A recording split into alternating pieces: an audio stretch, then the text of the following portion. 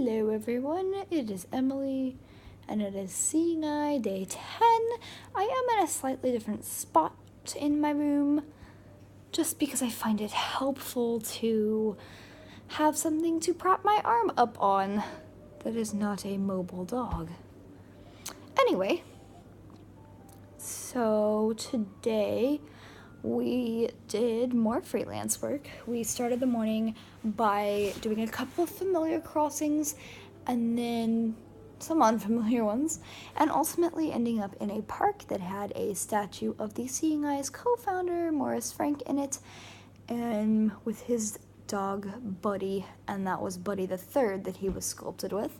He had 6 or 7 guides, I can't remember the exact number, and all of them were named Buddy. So after Morris Frank was done getting guide dogs, the Seeing Eye retired the name Buddy, kind of like in the baseball world, how they retired Jackie Robinson's number 42. If you want to learn more about the history of the Seeing Eye, and it's kind of an interesting history, there's a couple different books you can read, but if you want a brief history, you can go to the Seeing Eye's homepage, which I've been linking in the descriptions of these videos. Also, if you would like to donate to the Seeing Eye, which I suggest you do if you're feeling generous, or if you need a favorite charity, that link can be found on their homepage as well. They are a non-government funded organization, charitable organization, and even the smallest donation makes amazing partnerships like Miss Hennig and me possible.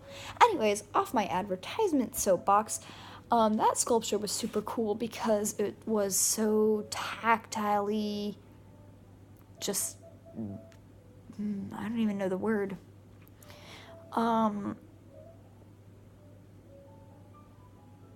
But the threads, you could feel the threads on the buttons of Morris's suit, you could feel Buddy's fur. It was even painted in such a way that when instructors work dogs over there, they typically have to cover Buddy's eyes because they're painted such that they could appear kind of aggressive to the dogs. So we took some pictures with that statue, and then we came back to campus and got our new harnesses. They're amazing, except they are so stiff.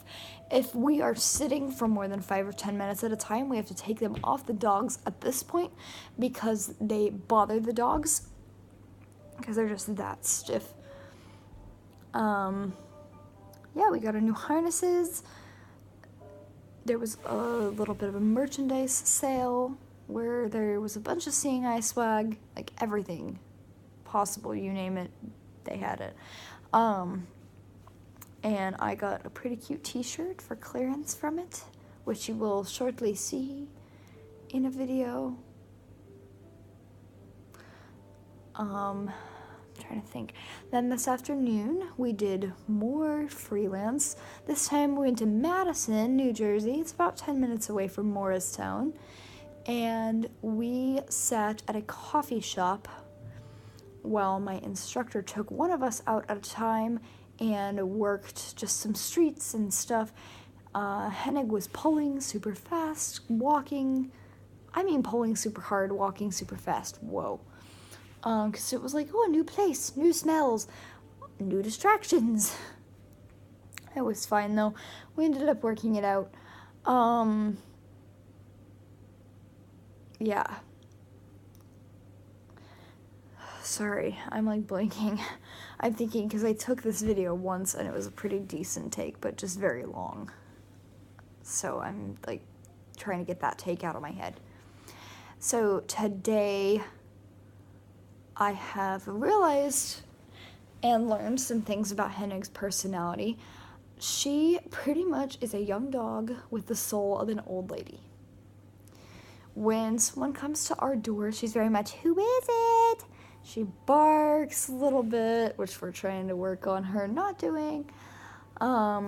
She's got to have her morning nap after her food, her afternoon naps after and in between her trips. This evening, we were given instruction on how to allow them free roam in the room. Basically, we just give them 5 or 10 minutes of not having their leash on and having just a cowbell on a leash clip attached to their collar so we could hear where they were. Hennig, sniffed, for 2 or 3 seconds, then came over, fell asleep on the floor, decided, the floor is uncomfortable, and went and laid in her crate. And I'm like, dude, I want to play with you. I want to engage you. I don't understand what is going on. Why are you going to your crate so quick? But, I don't know. Also, she's a bit of a flirt and a tease. We were at the coffee shop today, and the last guy who had a shepherd also, but was not my partner, our group was 3 guys, which all had shepherds, and then me and my teeny tiny little lab golden cross.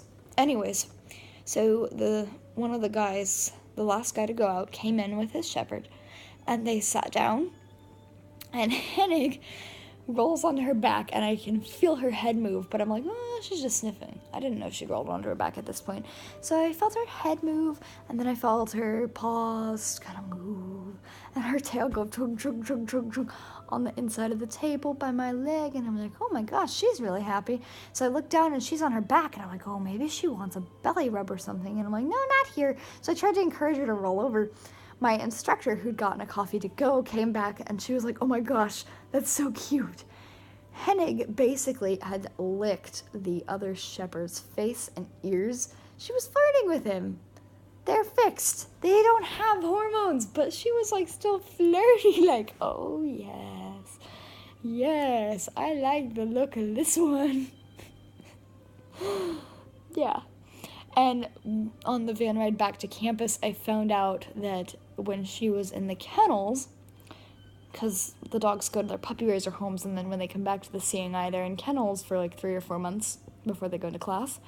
When she was in the kennels, though, Miss Hennig, who is 43 pounds and 18.5 inches tall from the shoulder, would approach the biggest shepherds, and then she'd nibble on their chins, and as soon as they'd look at her like, oh yeah, you want to fight, she would duck away and just kind of run off like, oh, nope. So yeah, she's flirty, tease, she loves her naps, she loves to know who's been where. Also, she's very dainty, says the 3 shepherd users in our van. They hear her jump up and they're like, oh, so dainty, so dainty. Anyways, so yeah, my girl is a bit of an old soul. I think that's it as far as our day goes, but I do have to clarify something that I said in yesterday's video, because someone that I discuss Hennig and I with every single day kind of had this question, basically. Just because Hennig and I make mistakes on our solo, just because she decides we're gonna follow our partner and make his mistakes, or because we turn really weird down an alley, that does not mean our partnership is not working out. That doesn't mean we're a bad match. It really doesn't mean anything, to be honest. It just means that we have things to work on and that we're getting better, so that by the time we get home, we have an idea. Excuse me. It's the first day I have not slept on the floor with Hennig. I made that a goal. Anyways, every mistake we make is really just a stepping stone for us on the path that, we're gonna get better. My mantra the other week was, every mistake we make today is one thing we'll do right tomorrow. That's kind of still my mantra. But it's not reflective on our partnership at all. Has nothing to do with us. It's just a thing. So, yeah, I don't want you guys to get stressed out. I mean, we already had our ID pictures, even though homegirl doesn't want to be in front of my camera. Other than to lick it. And we already got our new harnesses. I mean, we're on day 11. Unless she gets a really serious medical issue in the next, week, or becomes really abruptly aggressive, I think we're staying together. I really think we are. And so the mistakes that I tell you about that we make are just me reminiscing, really. Because one day I'm going to look back on these videos and go, oh, I was such a young first-time guide dog handler. And also, it's just me realizing how far we've come. As a team, I can definitely see our progress. So I just want you guys to be aware that if I discuss a mistake on this channel, it doesn't mean anything other than that Hennig and I are getting better. Anyways, if you would like to continue to follow this journey, please subscribe to my channel, turn the bell on to receive notifications. Hopefully, it doesn't do to you like it does to my personal account. I have a separate YouTube account, and every time I upload something, it sends that account an email. The Ordinary Blind Girl just uploaded a video. But you can still turn your bell on. That'd be really nice so that you can stay updated. If you have a friend who is a dog lover or who just is a really good friend and might enjoy some of the things I have to say, please feel free to have them subscribe as well. I would appreciate it. I'm sure Miss Hennig, who is asleep comatose in her crate, would appreciate it. Why do I say that word that way? Anyways, we would both appreciate it.